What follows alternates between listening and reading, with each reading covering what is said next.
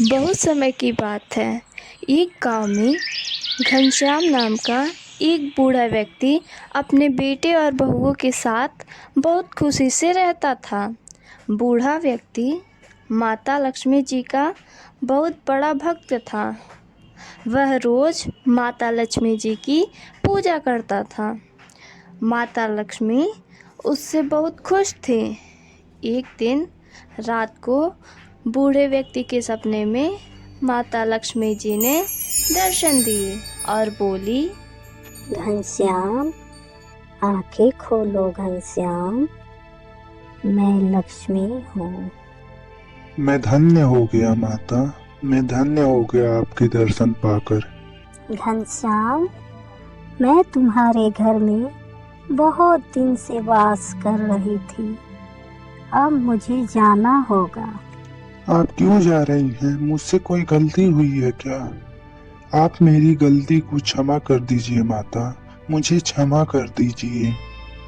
नहीं बेटा, तुमसे कोई गलती नहीं हुई है।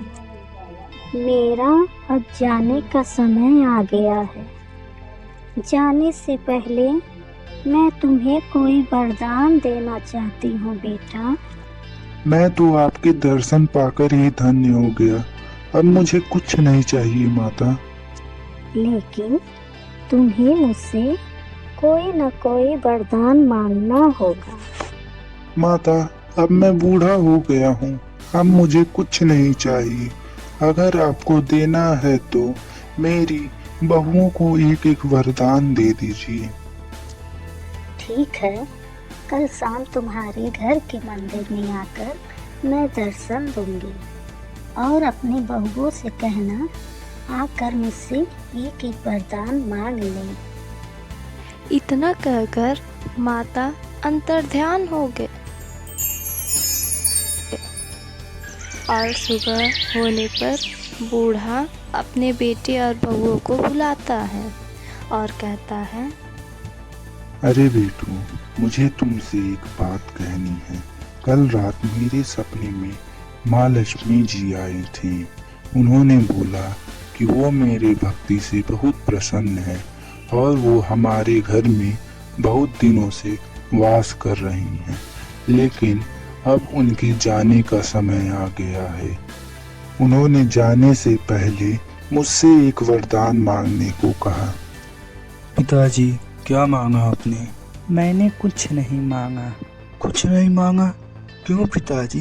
क्योंकि मेरी अब उम्र हो गई है। मैंने मेरी जगह अपनी तीनों बहुओं को वरदान मांगने के लिए माता जी से कहा। क्या सच में पिताजी? हाँ हाँ बेटा, आज शाम को माँ लक्ष्मी मंदिर में आएंगी, तब एक एक वरदान तुम सभी को मांगने हैं। ठीक है पिताजी। पिता की बात सुनकर सभी अपने अपने कमरे में चले जाते हैं। बड़े बेटे के मन में लालच आ जाता है और वो अपनी पत्नी से कहता है, अरे सुनती हो, हमारे तो भाग्य खुल गए। अब हम शाम को ढेर सारा सोना मांग लेंगे, जिससे हमारे तो मजे ही हो जाएंगे। अरे हाँ जी, ढेर सारे सोने ही मांगेंगे, बस अब जल्दी से शाम हो जाए। इसी तरह दूसरे बेटे के मन में भी लालच आ जाता है और वो कहता है, अरे सुनती हो, मेरा मन तो खुशी से नाच रहा है।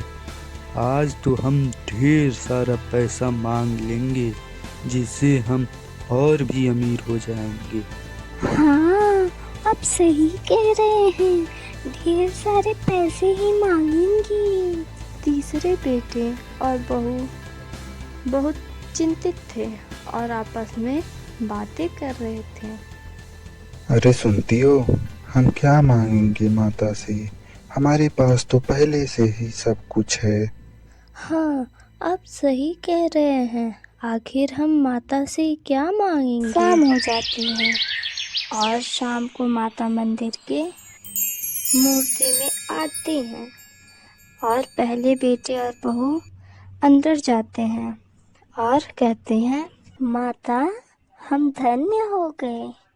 मांगो, क्या मांगना चाहती हो?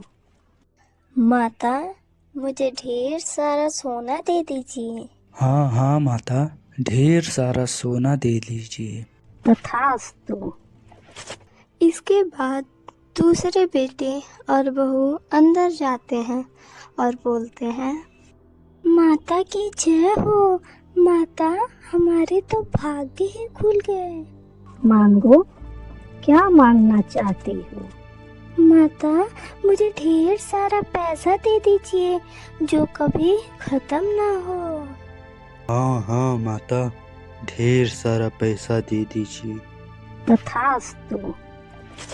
इसके बाद तीसरे बेटे और बहू अंदर आए और बोले, माता, हम धन्य हो गए जो आप हमारे घर में आई। मांगो, क्या मांगना चाहती हो? मुझे कुछ नहीं चाहिए माता, आपके दर्शन पाके हम धन्य हो गए। नहीं नहीं माता, हमें कुछ नहीं चाहिए। तुमको एक वरदान तो मांगना ही होगा।